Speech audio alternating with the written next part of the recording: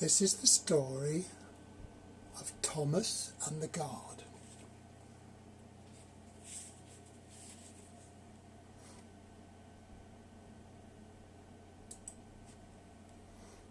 Thomas the Tank Engine is very proud of his branch line. He thinks it's the most important part of the whole railway. He has 2 coaches. They are old and need new paint, but he loves them very much. They're called Annie and Clarabel. Annie can only take passengers, but Clarabel can take passengers, luggage and the guard.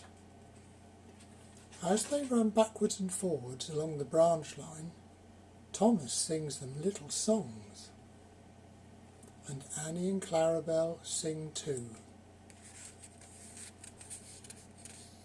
When Thomas starts off from a station, he sings, "Oh, come along, we're rather late. Oh, come along, we're rather late. Oh, come along, we're rather late." And the coaches sing, "We're coming along, we're coming along, we're coming along, we're coming along." They don't mind what Thomas says to them because they know he's trying to please the Fat Controller. And they know too that if Thomas is cross, he is not cross with them. He is cross with the engines on the main line who have made him late. One day they had to wait for Henry's train. It was late.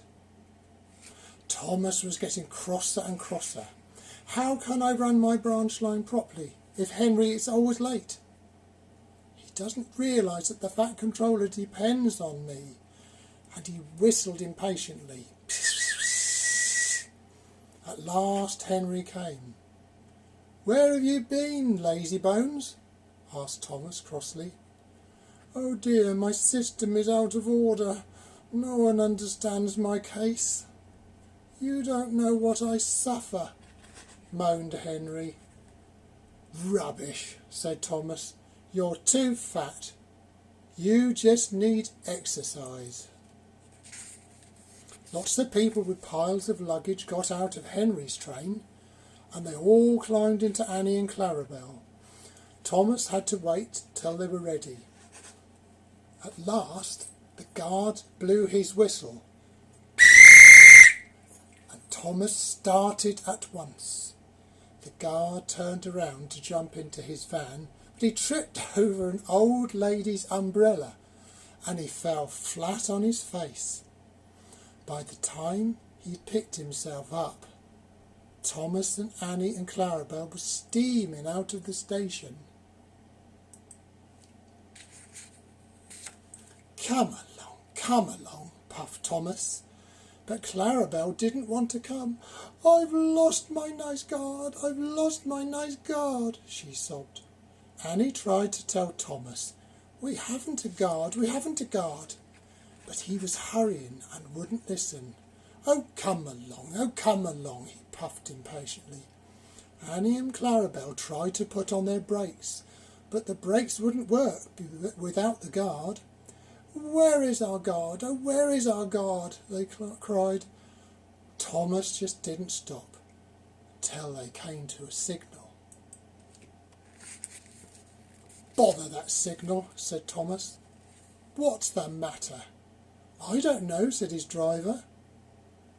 "The guard will tell us in a minute." They waited and waited, but the guard didn't come. "Psst, psst, psst, psst. Where is the guard?" whistled Thomas.